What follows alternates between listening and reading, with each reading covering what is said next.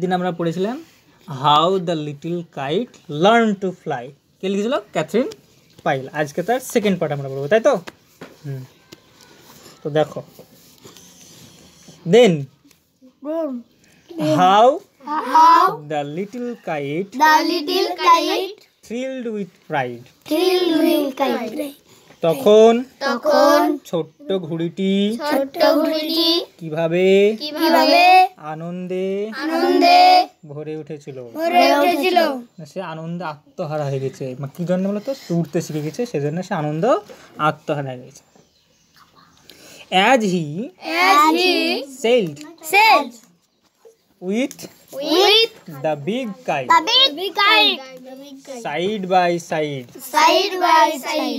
যখন সে বড় ঘুড়িটির সঙ্গে পাশাপাশি উড়তেছিল।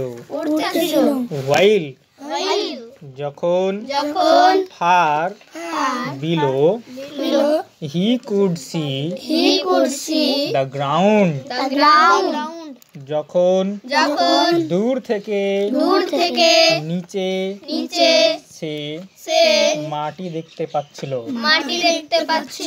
and the boys, এবং ছেলেরা like small spots moving round, ছোট ছোট কাগজের টুকরোর মতো এদিক ওদিক ঘুরে বেড়াচ্ছে।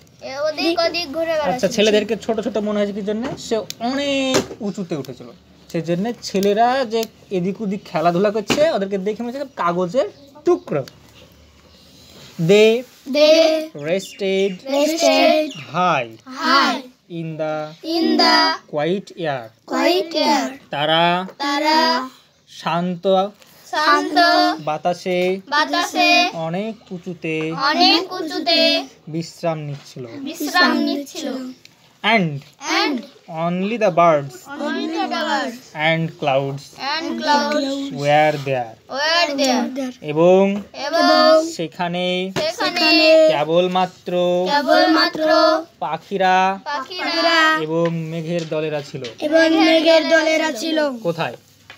আকাশে। আকাশে কি ছিল? শুধুমাত্র পাখি আর মেঘ। ওহ, how happy I am, আমি কি খুশি। the little kite cried, ছোট্ট ঘুড়িটি চিৎকার করে বলল। ক্রাই মানে আমরা তো জানি কান্না করা, তাই না? কিন্তু এখানে ক্রাই মানে চিৎকার করা। তাহলে সে চিৎকার করে বলছে আমি কত না সুখে আছি। কি জন্য চিৎকার করছে? আনন্দে। কি আনন্দে? যে আমি উড়তে শিখে গেছি। and all because I was brave and tried, আর এটা সমস্ত আমার সাহসিকতা এবং চেষ্টার জন্যই হয়েছে।